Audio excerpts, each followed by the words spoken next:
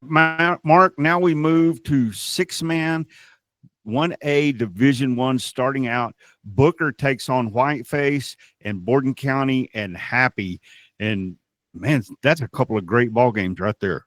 It is, but still give me Whiteface to take care of Booker. I think defensively they're better, and give me Happy to take care of Borden County, setting up a rematch.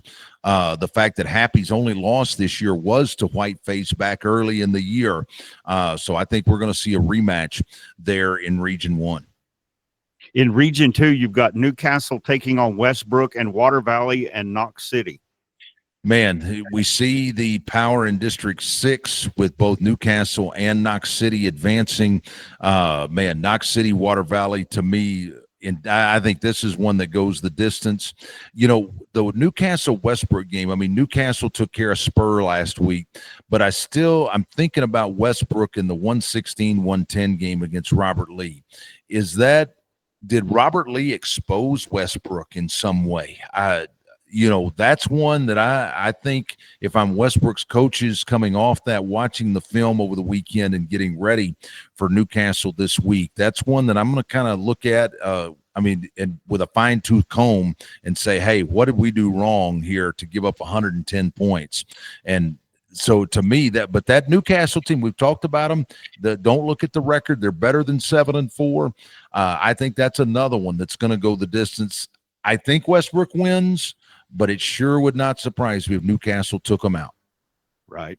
Move to Region 3. You've got St. Joe, Abbott, and Aquila, and Gilmer Union Hill. St. Joe has had a great year. They knocked off Avalon, who was a perfect 10-0 in the bi-district round. I mean, St. Joe, obviously no slouch, now at 10-1 on the year. But I still think, like we talked about last week, I think this is still Abbott and Aquila. I think we're going to see a district rematch in the regional final there in Region 3. In Region 4, you've got Gordon taking on Menard and Medina taking on Jonesboro. Kind of feel like I know where that regional final is going to be. I do too. I mean, Menard's had a great year at 9-1-1, but if Gordon 45 May, I think they're going to 45 Menard. And the fact that Gordon's only got to go 30 miles to Weatherford, where Menard's got to drive 2.5 hours. There had to be a coin flip that they lost or something, because that just the site doesn't really make sense there. And the fact that they're playing on Thursday night, to me, it sounds like, I haven't talked to anybody at Gordon, but I feel like that they want a flip of some kind. And I think Jonesboro takes care of an under 500 Medina team. And man, what a regional final that sets up. Gordon and Jonesboro.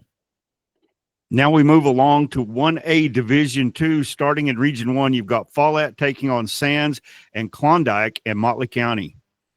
Follett, they've been one of the only teams in the state to take on. You've seen their non-district schedule. Follett, outstanding, schedule there for them. I think they take care of Sands. Although Sands beating Whitehall, a top 10 team last week, sure can't take them for granted. I think that's going to be a good one in Benjamin. But man, the Klondike Motley County game, man, all kinds of intrigue. A little bit of an interesting site choice in Muleshoe for these two, but. Klondike's won 7 in a row after that 0-4 start. They played a great schedule. Coach DeGraff and Reed has got his guys going again. But again, like I've said over and over, Motley, they've lined up 11 times. They've won them all. And until you do that, give me the Matadors close against Klondike. And they have won ugly games. That's the thing, is they find a way to win even when the things aren't going perfect. Right. I mean, they don't go out necessarily 45 you every week. They just go out and they find a way and they outwork you. And I like Motley County. I think Follett, Motley County, what a great regional final. I think that one will be. Region 2, you've got Lorraine taking on Benjamin and Jayton taking on Blackwell. This is another one that it feels like kind of know how this one's going to go. Yeah, and Benjamin, the fact that they've only had 9 games this year, they had a couple of teams back out on them last minute, so they don't have the full array of games. But since their loss to Borden County, and when that stopped their, at that time, state's leading 30-game winning streak, they've won 7 in a row since. They've been the Benjamin of old. Coach Hayes has got them going again. I like them against Lorraine. And now remember, Lorraine, Benjamin was a state final a couple years ago because they were Lorraine was in Region 4, not Region 2 like they are now. But I like Benjamin, and obviously I like Jayton against Blackwell. And man, give me Benjamin and Jayton. I don't know where this game would be played, but wherever it is, it's going to be packed to the gills. When we move to Region 3, Strawn taking on Iredell, that's going to be a really good game. And then you've got Oakwood and Goldberg. Yes, sir. Man, Iredell has been solid all year at 9-2, but there's just something about Strawn and Coach Dwayne Lee. And again, like we talked about earlier, that championship DNA that's out there, it's still woven there at Strawn. And I like the Greyhounds in a close game there in Heiko. Oakwood and Bowie Goldberg in the other one. Oakwood at 6-5, but again, they've been a team that's been a Final 8, Final 4 type team. And the fact that Oakwood, I did a little homework on them.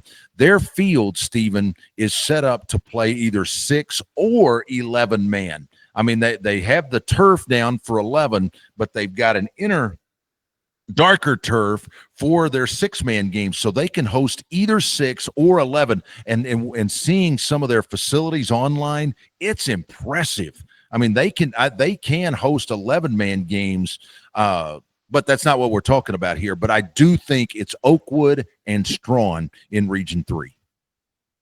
When we go to Region 4, Zephyr and Richland Springs, Cherokee, and Oglesby, probably the tightest region of the 4 when you look at the 4 teams participating. No doubt. I mean, only 4 losses amongst the 4 teams combined. I mean, Zephyr's had a great year, but again, I think until you beat Richland Springs, you still have to favor them as they play in Comanche on Friday night. That Cherokee Oglesby game, that is one of the best games on the board, period.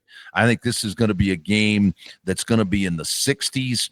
Oglesby's been talked about a lot, but so is Cherokee, both top 5 type teams this year. They've both been in the top 5.